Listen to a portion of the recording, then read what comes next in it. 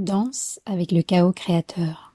Réactiver nos 8 intelligences naturelles pour mettre de l'énergie dans notre vie grâce à la méthode Dharma Flow. Introduction. Du chaos qui fait peur au chaos créateur. Ce livre porte sur un sujet qui me passionne depuis que j'ai 15 ans. Je voulais devenir astronaute à l'époque. J'étais passionnée par les étoiles, la lune, l'espace, et en quête de ma mission de vie sur cette terre. La question qui m'obsédait, qu'est-ce qui me fait vibrer?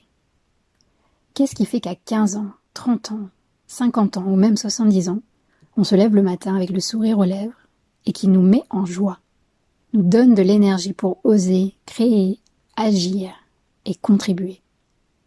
Qu'est-ce qui donne goût à la vie?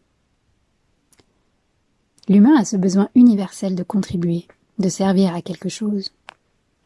En 2005, j'ai 25 ans. Je suis alors étudiante en médecine à Montpellier. Je découvre l'Ayurveda à travers des livres. Je l'avais vécu enfant en Inde, mais je n'avais pas mis de mots dessus. Ce que je découvre à 25 ans m'émerveille. Cette sagesse traditionnelle que mes ancêtres portaient en eux nous permet de cheminer en harmonie avec les lois de la nature. Selon cette philosophie, en prenant soin de nous, nous pouvons nous aligner à notre mission de vie, contribuer depuis un espace juste et prendre soin de la planète. En 2023, j'ai 43 ans. J'ai passé l'année à créer une conférence spectacle, Doc la Luna danse avec le chaos, à jouer auprès de plus de 2000 personnes en Guadeloupe, en France, en Belgique et même en Inde, où je me suis sentie dans ma mission de vie.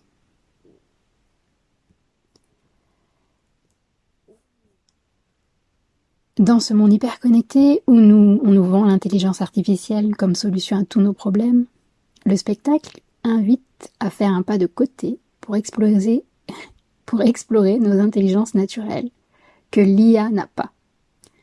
Car ces intelligences peuvent nous permettre de transformer le chaos plutôt que de le subir.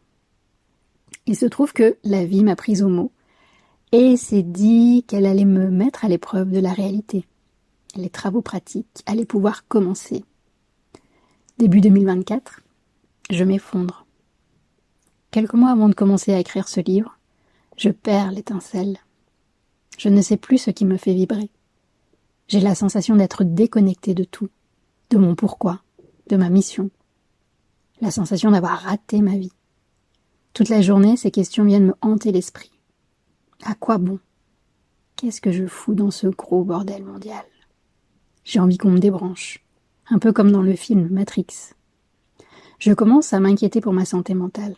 Après une année de paillettes, je traverse ce que l'on appelle une nuit noire de l'âme. En effet, en début d'année, j'ai accompagné mon père dans ses dernières semaines de vie, en soins palliatifs.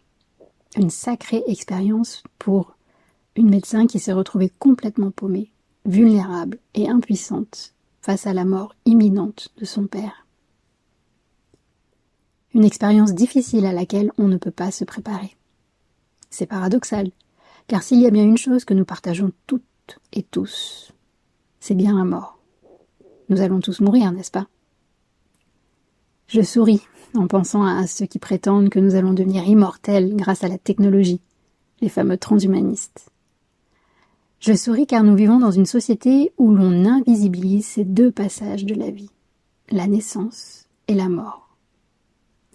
Alors voilà, quelques mois sont passés depuis la mort de mon père.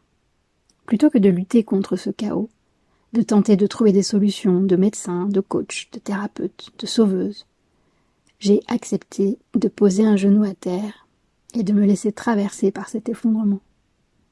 Je me suis délestée de toutes mes croyances, de mes stratégies, de mes instincts de survie et même de mes pratiques de bien-être pour laisser mourir des parts de moi qui étaient prêtes à partir.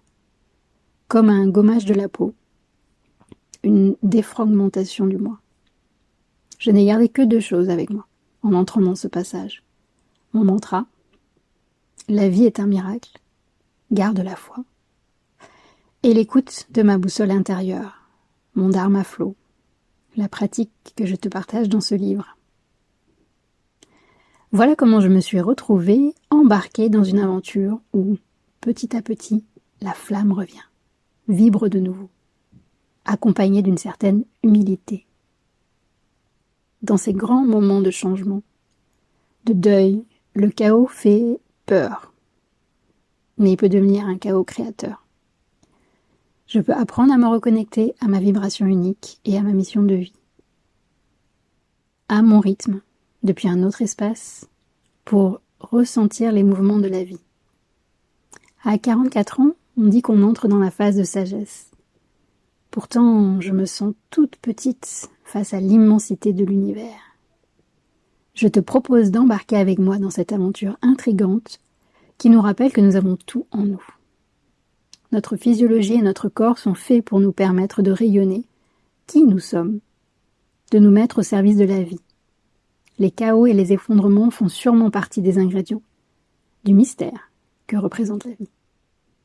Car c'est justement dans ces chaos de la société, des écosystèmes, jusqu'aux chaos les plus intimes, que se révèle le plus beau.